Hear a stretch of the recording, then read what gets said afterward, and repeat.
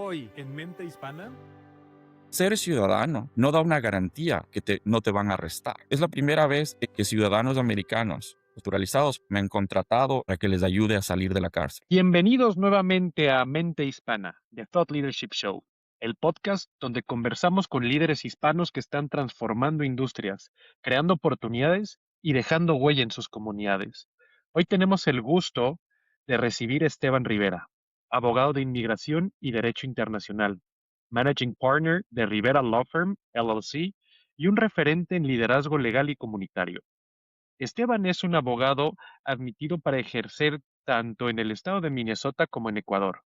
Fundador de Rivera Law Firm, cuenta con una amplia trayectoria representando empresas, inversionistas y familias en procesos migratorios complejos. Esteban, es un verdadero honor tenerte hoy aquí en Mente Hispana. ¿Cómo te encuentras el día de hoy?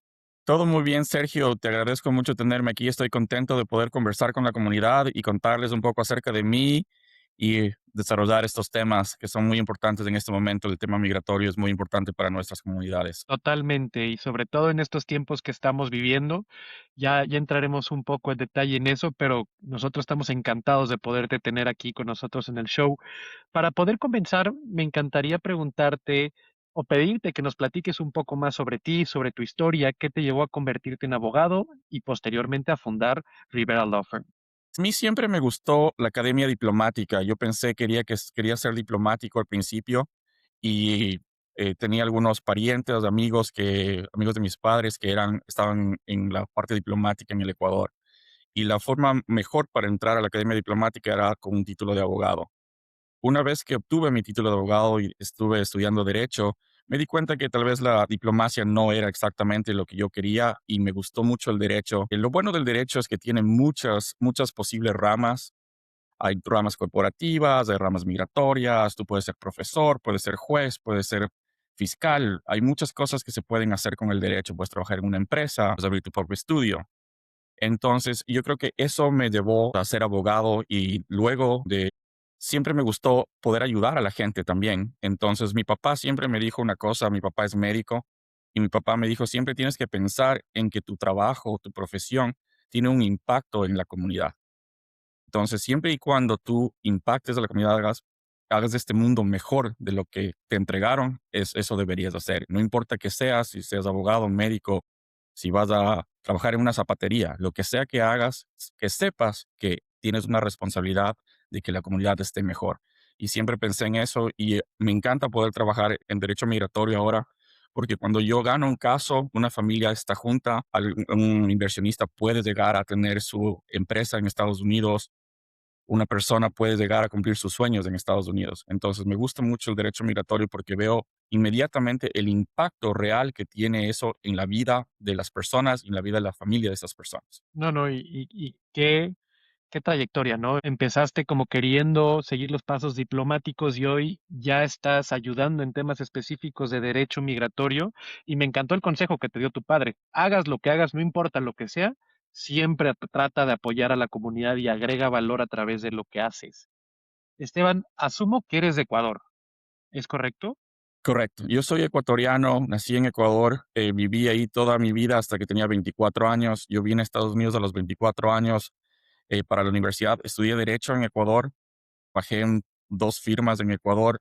Tengo muy buenos contactos, muy buenas relaciones con Ecuador. Yo voy bastante a Ecuador. Tengo mi familia, mi papá, mi mamá, mis hermanas, mis colegas.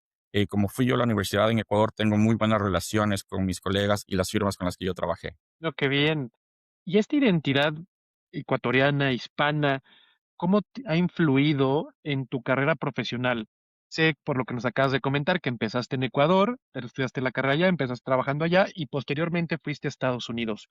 ¿Cómo ha influido eso dentro de tu carrera y tu trayectoria? Y yo creo que mucho. Yo tuve mucha suerte de cuando trabajé en Ecuador, trabajé con mi jefa, mi mentora. Ella me ayudó mucho en una cosa importante que creo que los jóvenes no entienden, los jóvenes abogados en Latinoamérica y en Estados Unidos, el networking, el poder relacionarse con otras personas, el crear tu propio network es muy, muy importante en lo que tú hagas, en cualquier parte, y sobre todo como abogado, como un business owner, como cuando tú tienes tu propio negocio, es muy importante crear eso. Entonces, ella era como la rainmaker de la firma y ella me enseñó mucho a cómo se hace esto, el desarrollar relaciones, relaciones verdaderas, porque el networking no es simplemente te conozco hoy y mañana quiero tu negocio. No funciona de esa manera. Y si tú piensas de esa manera, las personas no crean relaciones verdaderas y no va a llegar a eso. El networking es algo que toma mucho tiempo, mucho esfuerzo y que es algo continuo, que tienes que estar haciendo todo el tiempo sin pensar en cuáles van a ser los réditos. Yo he tenido mucha suerte en que las personas que he conocido de una u otra manera, no al un año, no a los 2 años, a los 5 años me han referido a un cliente. Pero no, yo nunca pensé en que quería que me envíe un cliente, simplemente quería crear una relación verdadera con esta persona. Entonces yo, cuando vine a Estados Unidos, ya sabía que era muy importante eso. Yo me junté con muchas organizaciones, fui miembro de muchas organizaciones, primero con el Minnesota Hispanic Bar Association, entonces yo fui como el student rep de esa organización, conocí a muchos abogados que ahora son mis mentores, mis colegas, jueces, personas muy importantes y muy buenas que de que pusieron su tiempo en mí, invirtieron su tiempo en mí, en hacer, fueron mis mentores. Entonces yo pude crecer mucho de esa forma. Entonces la identidad hispana y esa parte que creo que los hispanos tenemos muy presente, esto de las relaciones verdaderas, creo que es algo bien hispano, una relación creada por amistad, por cariño, por cosas compartidas. Creo que eso es algo muy importante. Entonces, esa identidad y empezar siendo miembro del Hispanic National, Hispanic, Minnesota Hispanic Bar Association fue muy importante. Luego de fue ser student rep, yo después fui abogado y fui miembro de abogado, fue como miembro del consejo y después fui presidente electo, luego presidente y eso me ayudó mucho a crecer como abogado en Estados Unidos y desarrollar otros networks en otras instituciones. Después estuve en el Hennepin County Bar Association. Hennepin es el condado donde está Minneapolis, que es el condado más grande de Minnesota y es uno de los condados más grandes de Estados Unidos, está entre los 50 condados más grandes de Estados Unidos. Entonces, de esa forma, conocí muchos abogados que me refieren casos y me conocen. Y yo siempre hablo de mi origen hispano. Si alguien me pregunta de dónde es, yo siempre digo, soy de Ecuador. Obviamente, fui a la universidad en Estados Unidos y también tengo parte, o sea, de Estados Unidos. También soy ciudadano americano, estudié aquí, tico aquí, pero siempre voy a decir y siempre seré ecuatoriano. Me encanta lo que platicas y sobre todo empiezo a notar que has tenido figuras importantes en tu vida, desde el consejo de tu padre a luego la mentora que tuviste, que era tu jefa, en cómo las relaciones son a largo plazo y no algo transaccional inmediato. Hoy en día, justamente los jóvenes abogados, pero yo creo que no solamente los abogados, sino todas las personas, los emprendedores, están buscando hacer relaciones transaccionales rápidas por la misma velocidad con la que se mueve el mundo, por la tecnología, por las facilidades. Pero el tener bien presente esto de que una relación, que esto los hispanos lo tenemos, mi, mi esposa dice que de broma, que yo no puedo conocer a nadie, lo puedo hacer hablar hasta un inodoro. De que llegas, platicas, le preguntas de dónde eres, con un interés genuino, genuino de conocer a la persona, de, oye, ¿cómo te puedo ayudar? ¿Qué haces? Y posteriormente esa relación, sin quererlo, se va a detonar en algo que te va a ayudar en un futuro, ya sea a tener un buen amigo, a tener una buena persona cerca de tu círculo, o incluso en el tema profesional, pero eso me parece extraordinario y ya que platicas del entrar a asociaciones para poder vincularte una vez que llegas a Estados Unidos, qué importante es eso también. Muchas veces como emprendedores pensamos que lo único que tengo que hacer es operar y conseguir capital o buscar capital y operar. Y al final, el entrar en este tipo de ecosistemas te brindan la oportunidad de conocer gente muchísimo más talentosa que tú, con una experiencia o una trayectoria mucho más avanzada de la cual puedes aprender y con eso ya estás ganando. Entonces, esta parte me parece extraordinaria de las relaciones para que las personas que nos escuchan, e incluso yo mismo a veces soy muy acelerado, el poder entender o recordar por qué eso es de esa naturaleza, ¿no? Y me imagino que estas relaciones te han llevado a apoyar a empresarios, familias, profesionales, tanto hispanos como de cualquier nacionalidad, incluso americanos y de todo tipo ahí en Estados Unidos. ¿Cómo los apoyas? Sé que trabajas o que dijiste al inicio que es cómo te sirvo mejor, Entonces, cuando tú te encuentras con estos empresarios, familias y profesionales, ¿cómo los apoya? Totalmente, yo creo que es muy importante. Hay muchas veces que las personas piensan que quieren algo, entonces quiero enjuiciarle a tal persona. Y realmente es importante como abogado determinar cuáles son los objetivos finales. Por ejemplo, muchas personas no quieren tener un juicio. Lo que quieren es dinero, lo que quieren es que alguien se disculpe, que alguien tome responsabilidad por algo, que tomen una acción. No necesariamente enjuiciarle algo va a llegar a eso. Entonces, para mí es muy importante en la primera cita que tengo con cualquier cliente establecer cuáles son los objetivos.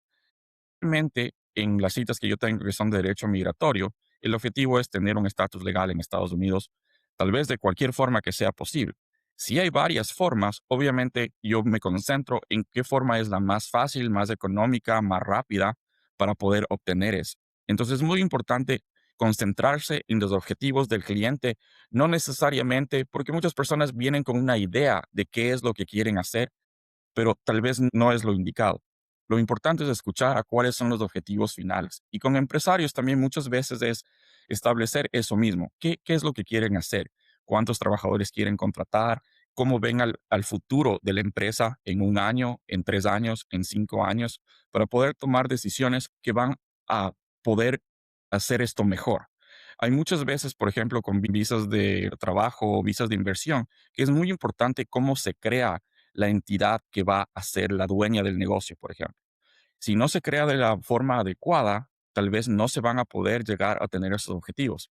Entonces es muy importante desde el principio saber qué es lo que se quiere hacer. Por ejemplo, una persona está en Ecuador o en México y tiene una empresa y quiere abrir una sucursal en Estados Unidos. Es muy importante desde el principio hacerlo pensando en cuál es el objetivo. Si el objetivo es que esa persona quiera venir a Estados Unidos, por ejemplo, con una visa L1, tenemos que establecer una estructura que sea similar o igual a la estructura que tienen en México, en Ecuador, por ejemplo, para que eso pueda desarrollarse. Hay muchas veces que no se asesoran las personas como abogado y no saben eso y hacen una estructura diferente que tal vez no llegue a tener los objetivos que tienen, que en este caso es la visa L1. Pero como les digo, es importante desde un principio establecer cuáles son los objetivos, no los medios, sino los objetivos, para un abogado que entienda con experiencia, les ayude con los medios y los medios legales para poder obtener ese objetivo. No, y de acuerdo, muchas veces los empresarios o emprendedores lo que hacemos es actuar y ya que hay un fuego, ya que hay alguna, oye, no está funcionando esto, ya me acerco al área legal o al abogado, ya busco consejo jurídico. Y ahí es donde me encanta el consejo, porque es desde antes. Si quieres, ya estás pensando en dar este paso, en poner una empresa, llegar a vivir a Estados Unidos, asesórate de manera correcta, crea el plan y la estructura correcta para poder llegar.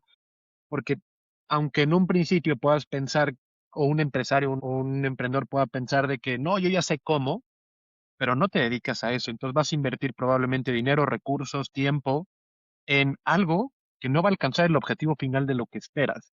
Por eso siempre es el planearlo, el buscar con anterioridad este consejo para poder lograr esos objetivos. Y lo digo en carne propia, ¿eh? Porque nosotros tenemos nuestra empresa en Estados Unidos y la primera empresa que abrimos, la abrimos a través de uno de estos portales en internet donde te permiten hacer tu empresa rápidamente y tal.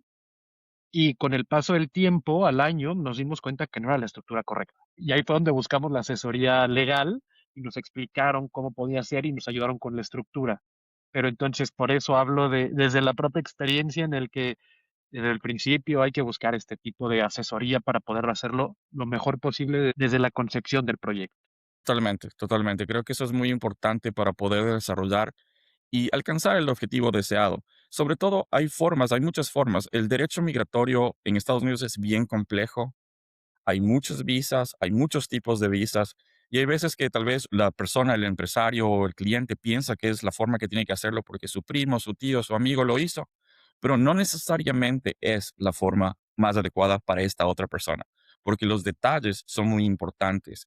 Cada persona es una persona diferente que tiene detalles migratorios diferentes, títulos universitarios diferentes, trabajos diferentes, calidad de, o sea, si es dueño de la empresa o no, Entonces, cada caso es totalmente un mundo diferente. No porque mi primo, mi amigo, mi tío hizo esto, necesariamente va a funcionar para esta otra persona. Es posible, pero no necesariamente es el caso.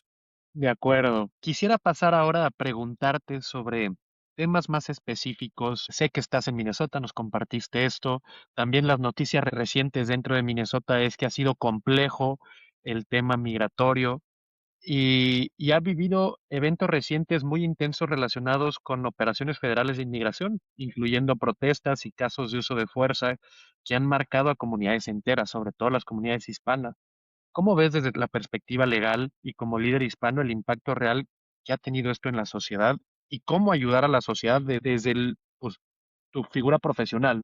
Sí, ha sido una cosa bien difícil, terrible. O sea, sinceramente, muchos de mis clientes, muchas personas que yo conozco me dicen, estamos encerrados en la casa, no salimos porque tenemos miedo. Es más o menos, le dicen como un COVID.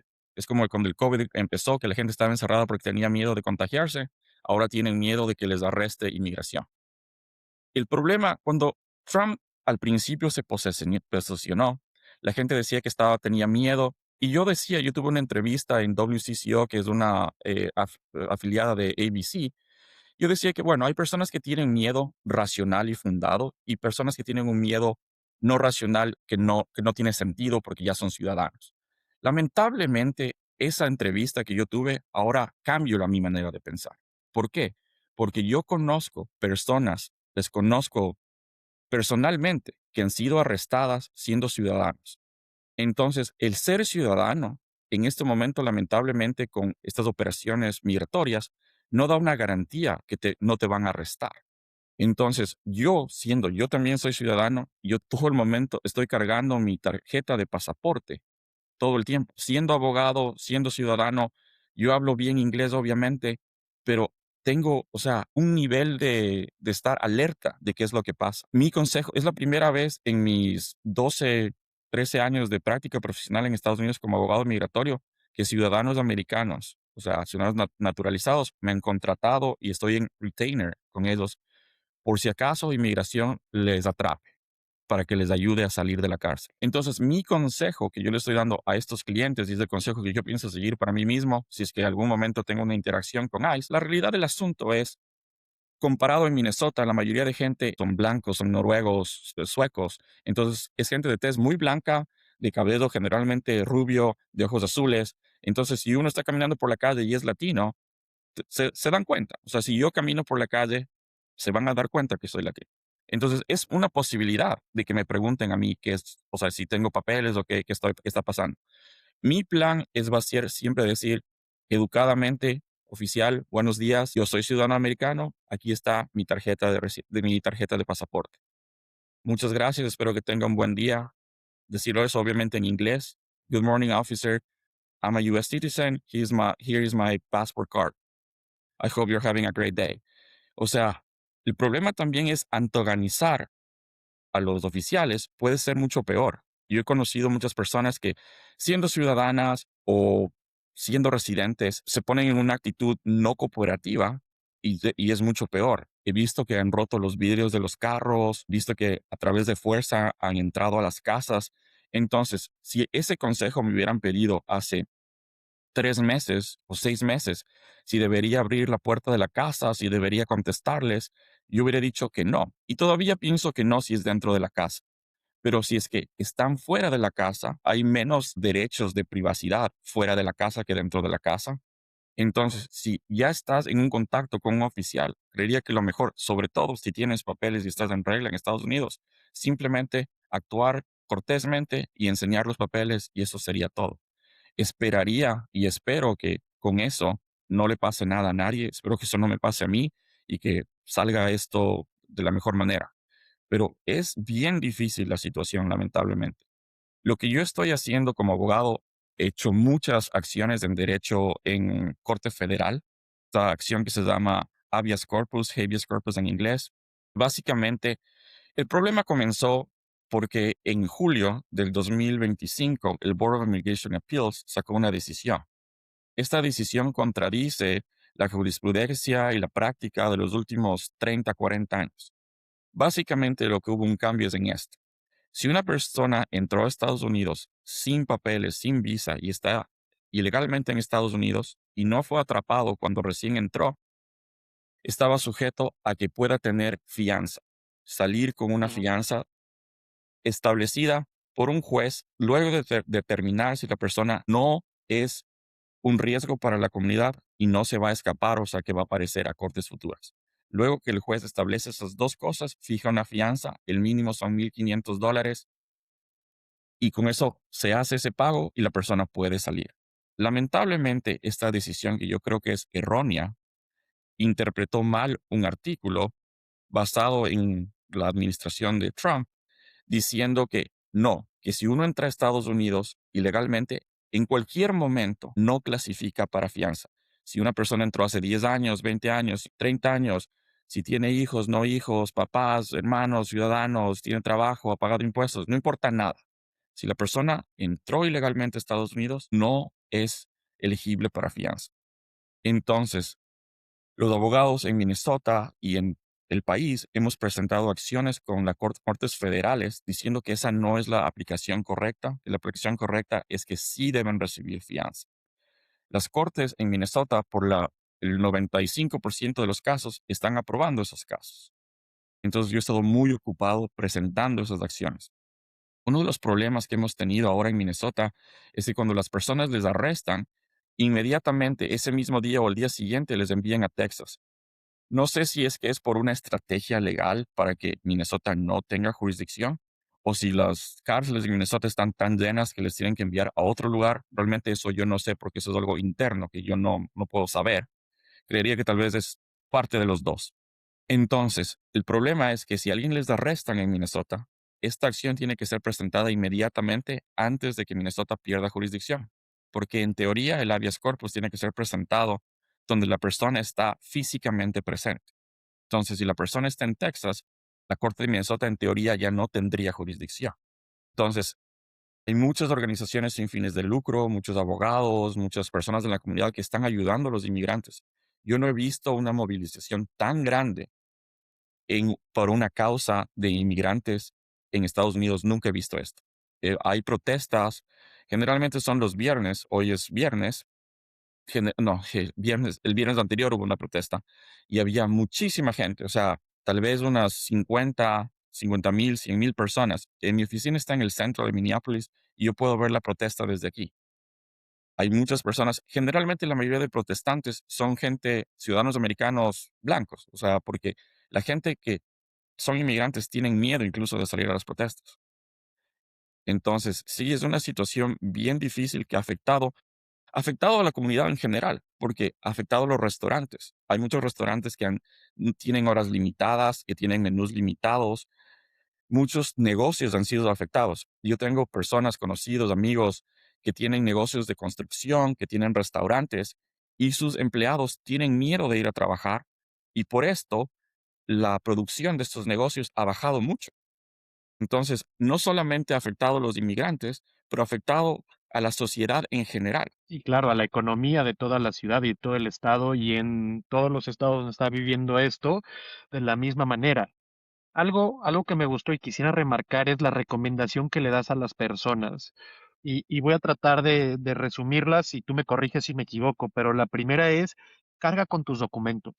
Si tienes tus documentos, carga con tus documentos. Ya sea en tu casa o cuando salgas, llévalo contigo. La segunda es, si un oficial se acerca a ti, respetuosamente dile que eres ciudadano y trata de mostrarle tus documentos para que entienda, que vea que estás ahí de manera legal. Comentabas los ejemplos, ¿no? Donde ellos mismos reaccionan de manera primaria y empiezan a abrir las puertas, a golpear los automóviles, incluso golpear a las personas y llevárselas sin ni siquiera escuchar, porque ese es el modus operandi que están teniendo. Yo creo que hiciste un buen resumen. O sea, en la casa es un poco, o sea, si es que Más tú complejo. estás es un poco más complejo porque hay más derechos de privacidad. En teoría deberían tener un warrant, una orden judicial para poder entrar. Entonces, o sea, si tú estás en la casa y no te han visto y golpean y tú les ves, se me ocurre por el Ring cámara o por una cámara que están afuera, yo ni siquiera abriría, ni siquiera No. diría nada. Eso sería la mejor recomendación.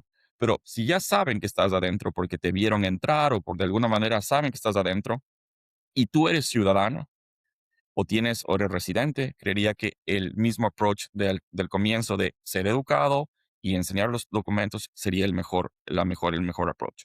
Creería que también es importante si alguien tiene abogado, llamar al abogado y tal vez ponerle en speaker al abogado para que el abogado le diga, sí, yo soy el abogado de esta persona estamos trabajando en tal caso, él es ciudadano, residente, lo que sea, para que también ellos se den cuenta que tienes un respaldo legal. Y eso es algo importantísimo. Obviamente, yo a mis clientes lo que estoy haciendo es, o sea, yo no puedo estar disponible 24/7, o sea, todo el tiempo, 24/7, porque a veces estoy en una audiencia, a veces estoy, en este momento, mi teléfono, o sea, les siento vibrando varias veces y no puedo contestar porque estoy hablando contigo. Entonces, yo no puedo estar disponible todo el tiempo, pero yo les he enviado a todos mis clientes un email diciendo, este email sirve como para demostrar que este señor está haciendo este tal caso, yo estoy representándole, si tiene cualquier pregunta, avíseme, esta es mi información. Entonces, o sea, ellos pueden enseñar eso y también los documentos que estamos presentando o los documentos que ellos tienen, el permiso de trabajo, la tarjeta de residencia, lo que sea. Entonces, creo que es muy importante tener eso disponible para, si es que usted tiene un encuentro con inmigración, poder hablar con ellos de una forma educada, racional y mostrar las cosas que se están haciendo. De acuerdo. Y si alguna persona que nos esté escuchando quisiera, ponerse en contacto contigo para adquirir tus servicios en este tipo de situaciones, vamos a dejar tu información en la descripción del podcast para que también se puedan poner en contacto para esta asesoría, para este consejo y también para poder tener esta representación ante estas circunstancias que estamos viviendo. De cara al futuro, nos platicaste ya que tanto tú como los abogados de Minneapolis y de otros estados están apelando a las cortes para el tema de la fianza, que se respete y se interprete de manera correcta. Digamos, en los próximos 12 meses o en lo que queda del año, sabemos que Trump va a seguir en la administración, pero ¿cuál es su perspectiva que esto pueda cambiar, aminorar o incluso empeorar? ¿Cómo lo están viendo? Yo creo que o sea, esto es una cosa política también. Hecho de este señor Pretty fue asesinado por ICE, creo que ha llevado mucho a que haya mucha crítica de parte de los mismos conservadores en Estados Unidos. Entonces, yo creería que, o sea, o va a quedar igual o va a bajar. ¿Por qué? Porque las midterm elections, las elecciones de medio tiempo, ya se vienen pronto. Y hay mucha crítica de parte de los mismos conservadores a Trump, porque esta persona que falleció era un ciudadano americano, que era blanco, que trabajaba en el VA Hospital, que fue veterano y que tenía un arma. Entonces, hay muchas presiones del partido conservador y sobre todo de los fundraisers, de las personas que donan a las campañas, que esto se reduzca. ¿Por qué? Porque en un momento la secretaria de Homeland Security, Kristi Noem, dijo que ¿por qué fue con un arma? Entonces el National Rifle Association salió y diciendo que, o sea, en contra, porque, o sea, el derecho de la segunda enmienda en Estados Unidos es muy importante para muchas personas y sobre todo para las causas conservadoras. Entonces, y es uno de los principales donantes a las causas conservadoras. Entonces, hubo mucha fricción en eso. Entonces, por esa razón política, creo que posiblemente o va a continuar igual o se va a reducir un poco. También ya se está sintiendo el impacto económico de las políticas migratorias que tiene Trump. Trump decía que el desempleo va a bajar si es que se deportan a más gente, pero eso se ha comprobado que es lo contrario, ha subido el desempleo. Entonces, hay teorías que tenía Trump de que los inmigrantes están haciendo cosas malas, que los inmigrantes le están quitando el trabajo a los ciudadanos americanos, que los inmigrantes son criminales, que se ha comprobado que en un porcentaje muy bajo se ha detenido a inmigrantes que tenían crímenes graves. Entonces, creo que todas estas circunstancias y todas estas cosas en el media, social media, que se ven, lo que le mataron a esta señora Renee Good, lo que le mataron a Alex Pretty, creo que todas esas cosas han ayudado para que se reduzca estas operaciones de ICE. Incluso en Minnesota, habían como 3,000 nuevos oficiales, 3,000 oficiales que fueron enviados a esta operación. Recientemente, 700 fueron regresados a sus puestos originales. Creería que la presión social que existe aquí, las protestas y todo esto, está haciendo que se baje la presión de ICE. Entonces, mi perspectiva, obviamente no puedo adivinar qué es lo que va a pasar, pero creería que se va a continuar igual o va a bajar la presión de ICE por esta situación política. Sí, y como bien lo mencionabas, la situación política, la situación económica, la situación de presión social, los midterms, hay muchos factores y yo espero que así sea, de verdad espero que así sea por el bien de la comunidad, por el bien del país, por el bien de las personas. En el tema económico yo también lo he visto muchísimo. Nosotros, nuestra empresa se dedica, somos un staffing internacional donde contratamos gente en México y algunas partes de Latinoamérica para que trabajen remotamente para empresas en Estados Unidos. Nuestros clientes en el ámbito de la construcción en diferentes estados nos han dicho, no tengo gente que vaya a construir, que vaya a las obras. No es que no estén documentados, son legales, pero tienen miedo.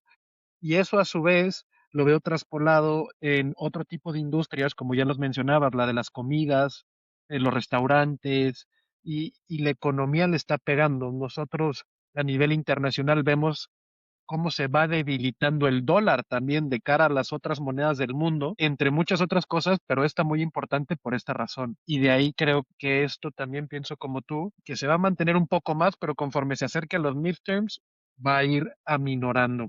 Te agradezco muchísimo por habernos compartido desde tu experiencia ahí mismo en Minnesota. También quisiera preguntarte ahora ya como que cambiando un poco de tema, nos gusta mucho en el podcast hablar de liderazgo. Sabemos que en tiempos difíciles se requieren distintos tipos de liderazgo para poder sacar sociedades adelante. También nos has platicado que no solamente hace falta trabajar, sino trabajar con propósito y con servicio a la comunidad. Entonces, me encantaría preguntarte, para ti, ¿qué significa ser un buen líder? Tanto como en tu firma como en la comunidad, ¿qué significa para ti ser un buen líder? Yo creo que es importante tener principios y morales claras. Y como, o sea, lo que hablaba desde el principio, tener esta idea de que comunidad, lo más importante es la comunidad, o sea, dejar a este mundo mejor de lo que tú lo encontraste. Cuando yo fui presidente del Minnesota Hispanic Bar Association, una de nuestras principales misiones fue ayudar a abogados latinos a que lleguen a ser jueces en el estado de Minnesota. En eso nos concentramos y pues, llegamos a tener hay muchos abogados ahora latinos que son jueces en Minnesota. ¿Por qué eso es importante? La justicia tiene que reflejarse en la población que existe en un estado. Si tú vas a una corte y todos los jueces no se ven como tú, no hay una apariencia de justicia. Y también los jueces que han vivido una realidad diferente tienen un entendimiento de esta realidad diferente, tienen más compasión, tienen más empatía y pueden dar mejores soluciones a asuntos legales. Entonces, por eso nos concentramos en eso. Entonces, yo creo que siempre es importante como líder tener una misión, tener un objetivo claro, que tenga una relación en la comunidad que estás trabajando y que puedas llegar a tener un impacto real. Y yo creo que eso ha tenido un impacto real en los abogados en en Minnesota, en tener más abogados latinos, no solamente en cortes de distrito, pero tenemos en la Corte de Apelaciones, en la Corte Federal Distrital. Entonces, esto ha habido un cambio y una ayuda muy grande a los abogados, a los miembros, primero del Minnesota Hispanic Bar Association, pero eso yo también creo que ha ayudado mucho a la comunidad. Entonces, eso es muy, muy importante como líder, tener estas misiones, tener estas morales, este pensamiento de comunidad. Entonces, yo creo que eso es algo muy importante, tener objetivos claros, que sean desarrollables, que sean posibles en el tiempo en el que tú, por ejemplo, cuando yo le digo, esto de ser presidente del Minnesota Hispanic Bar Association fue un proceso, fue algo de 5 años. Entonces, era pensar en eso, en estos 5 años, ¿cómo puedo dejar una huella real que sea long lasting, que va a durar en el tiempo? Entonces, eso fue un objetivo que nos planteamos en la asociación y creo que logramos muy buenos frutos. No, y me encanta el poder ser un líder, es aquel que tiene principios y valores, que pone sus talentos o sus capacidades al servicio de los demás y que genera un impacto. Y como tú nos mencionabas, a través de la presidencia en la Cámara, cómo pudieron generar este impacto real en la sociedad. Y no solamente para los abogados y los jueces, sino para toda persona que quería tener un sentido de justicia. Entonces, eso es llevarlo más allá de mis intereses personales para impactar en la comunidad. Me encanta esta definición, te la agradezco mucho. ¿Cuál es un error profesional o legal que ves con frecuencia en los ámbitos de inmigración y qué recomiendas para evitarlo? Yo creo que uno de los errores principales que yo veo es la falta de preparación. O sea, la gente hay veces que hace cosas proceso, se llama, es lo que decimos los abogados, o sea, sin abogado, presenta un caso sin abogado, sin saber. Por ejemplo, hay un caso que yo he visto frecuentemente que las personas piensan que no se dan cuenta y cuando ya cometen el error, vienen conmigo y yo trato de arreglar el error. Por ejemplo, un error bien clásico es, si una persona entra con visa a Estados Unidos y se casa con un ciudadano, puede hacerse residente permanente muy rápido. Pero si presenta el caso en menos de 90 días de haber entrado la última vez a Estados Unidos, hay una presunción de que hubo un fraude de visa. Entonces es algo muy simple que simplemente la persona puede esperar los 90 días y presentar el caso al día 91.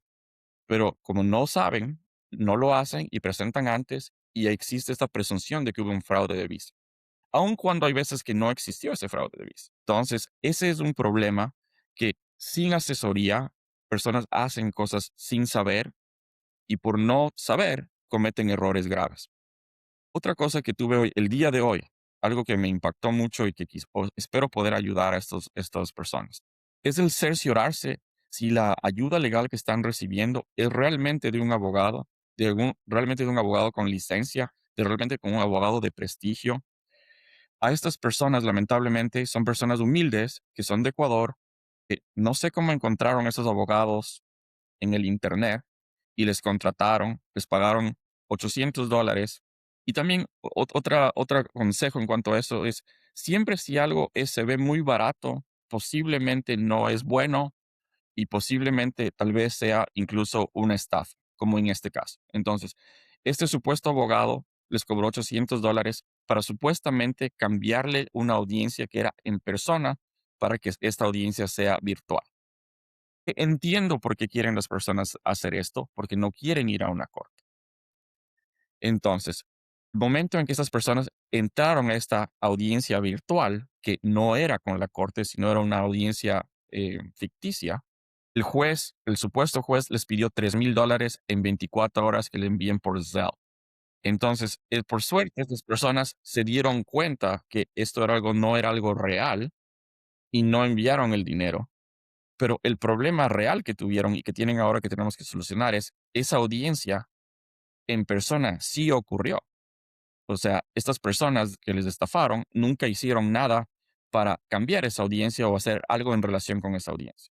Simplemente tomaron los $800 y querían tomar esos otros $3,000 a través de más o menos coerción, porque se les dijeron, si pagas 3,000 vas a ser residente mañana, pero tienes que pagar este rato.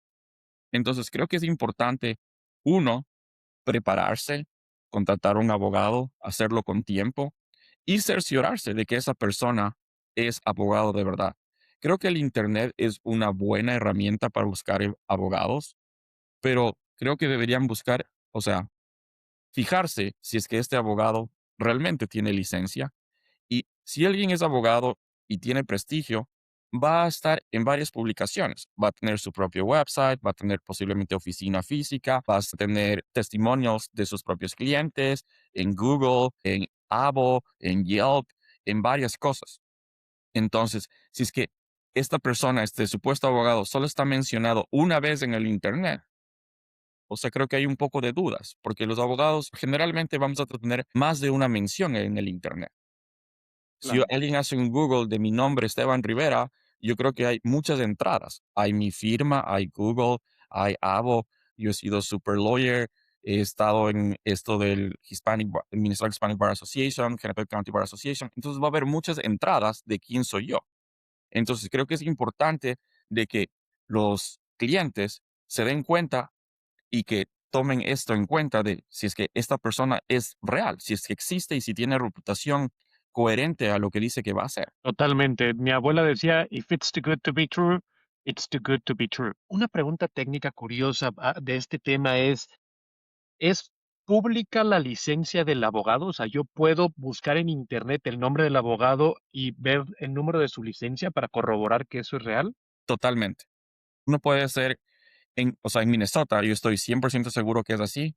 uno puede hacer en Google MN Attorney Lookup y ahí Ujú. se entra a un website, pones el nombre del abogado y ahí sale la licencia y dice el número y si está autorizado o no para practicar y si tiene seguro también. Entonces hay información importante en ese website Claro. que demuestra que la persona tiene licencia, desde cuándo tiene licencia, si está autorizado para practicar y si tiene seguro ¿cómo se llama? Seguro Liability. Professional Liability Insurance. Entonces, creo que eso es muy importante. O sea, eso es algo básico que todo abogado debería tener. Porque si es que no estás listado en eso, obviamente no eres abogado, o sea, simplemente. Entonces, creo que es muy importante que las personas se den cuenta de eso. El problema es que estos estafadores toman ventaja de gente humilde, gente que no sabe, gente que no tiene mucha educación y lamentablemente toman ventaja. No, no, y desafortunadamente existen estos malos actores que se empeñan en seguir teniendo estas malas acciones con personas que no saben. Entonces, nuestra intención con este podcast es sacarlo para que más gente pueda verlo en redes sociales, escuchen estos consejos y más gente esté informada de cuál es el proceso correcto para escoger un abogado para sus procesos migratorios en estos tiempos. Totalmente. Esteban, estamos llegando ya al final de nuestro podcast. Tengo una última pregunta. Si pudieras hablar con Esteban a los 20 años, todavía en Ecuador, estudiando, ¿qué consejo le darías? Yo creería que, o sea, sí, es muy importante y yo creo que las nuevas generaciones no toman mucho en cuenta, o sea, o ha perdido un poco la parte académica, ese appeal. Hay muchas personas que, oh, no necesitas un título, puedes, o sea, ser emprendedor sin título y puedes ser millonario. Hay tantas personas que no se han graduado y que son millonarios. Yo creo que es muy importante la educación. Yo creo que el énfasis en educación ha perdido un poco y creo que es muy, muy importante. Yo creo que, o sea, yo le dijera a mi Esteban joven, termina la universidad, trata de ir a Estados Unidos a estudiar lo antes posible, como me dijo mi papá. O sea, yo siempre quise estudiar afuera y me alegro que lo hice. Y si puedes ser un nerd, sé un nerd. Lo que dice, o sea, lo que decía Bill Gates en las graduaciones es, o mis compañeros me decían, oh, you're a nerd. Yeah, I'm a nerd, pero ahora soy tu jefe. Entonces, esa es la cosa. O sea, si tú te dedicas mucho a la universidad, si eres buen estudiante, trata de ser buen estudiante, trata de leer, trata de estudiar, trata de ser lo mejor que puedas ser. Y esta parte del networking creo que es muy, muy importante. O sea, creo yo no sería la persona que soy, no tendría las oportunidades que he tenido si no hubiera tenido los mentores que he tenido, si no hubiera tenido la guía que he tenido, si no hubiera trabajado, yo no podría haber estado donde estoy en este momento. Entonces creo que es muy importante estos mentores, este network que tú puedes crear para poderte desarrollar exitosamente. Una cosa que he escuchado y que es muy importante, si tú eres la persona más inteligente de tu grupo es muy pequeño. Tú necesitas un grupo más grande porque tú puedes crecer a través de las personas con las que tú estás. Tú puedes aprender de personas con las que tú de tu entorno.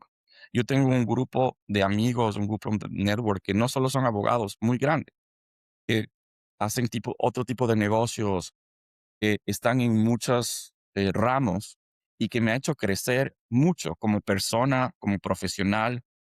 Entonces, creo que eso es muy importante, tener un grupo grande de personas que tal vez sean más inteligentes que tú en otros ramos, para que tú puedas crecer a través de ellos.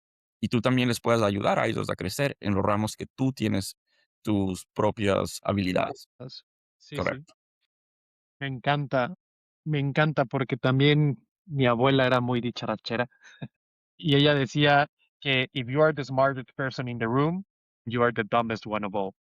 Porque no estás aprendiendo de nadie.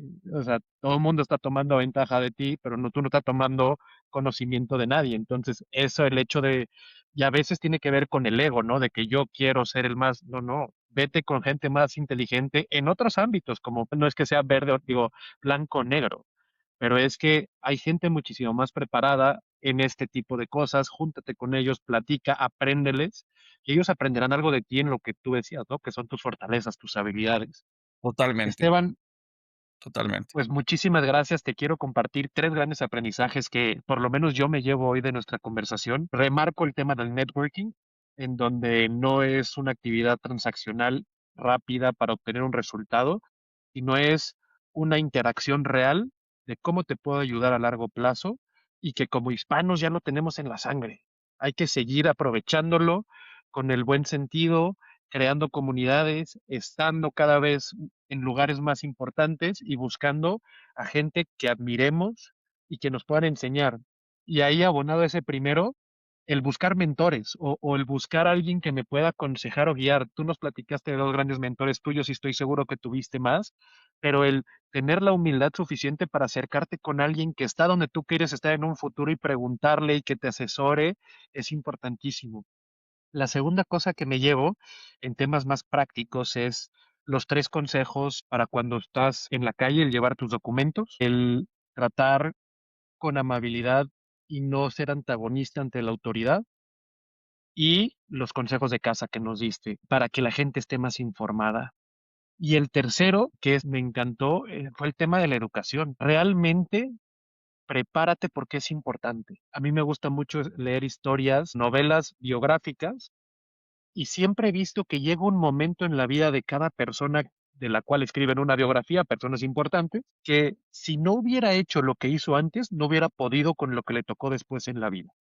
Y mucho de ello es la preparación, la experiencia y el tomarse en serio la vida.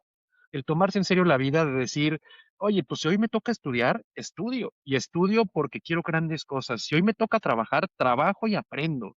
Y si hoy me toca socializar en un evento, ser presidente de una cámara, lo hago con la mejor actitud posible, porque yo no sé a dónde me va a llevar eso. Nadie tiene una bolita de cristal, pero yo estoy seguro que si lo haces bien, no va a ser perfecto, pero va a llegarte una oportunidad tremenda para poder responder. Yo no creo en la suerte, yo creo en la preparación más la oportunidad, porque Total. muchas veces la gente dice, no, fue suerte. No, no, no. La persona estaba preparada y en el momento que surge la oportunidad, por esa preparación, pudo conseguirla. Entonces, eso para mí es los tres takeaways que me llevo, te lo agradezco muchísimo. Y ya con esto, pues bueno, para la gente que nos está escuchando, si deseas conocer más sobre el trabajo de Esteban y Rivera Law Firm, te invitamos a conectar con él y a explorar con todo su equipo cómo apoyar a tu empresa, si eres inversionista o a tu familia o incluso a ti mismo en procesos migratorios internacionales. Vamos a poner todos los datos aquí en la suscripción en los detalles del podcast. Y como siempre, suscríbete a Mente Hispana para más conversaciones con líderes hispanos que inspiran, como Esteban.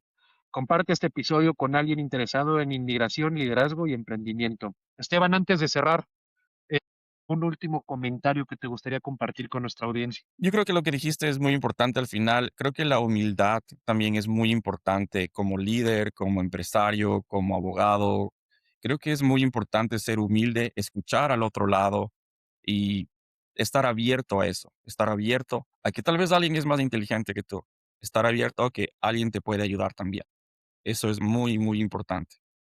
Eso yo le he dicho, mi hermano ahora está o sea, es médico, y le he dicho que es muy importante siempre, no importa los logros que tú obtengas, es importante ser humilde al final de cuentas. Esteban, muchísimas gracias. Gracias a todos por acompañarnos en otro episodio de Mente Hispana.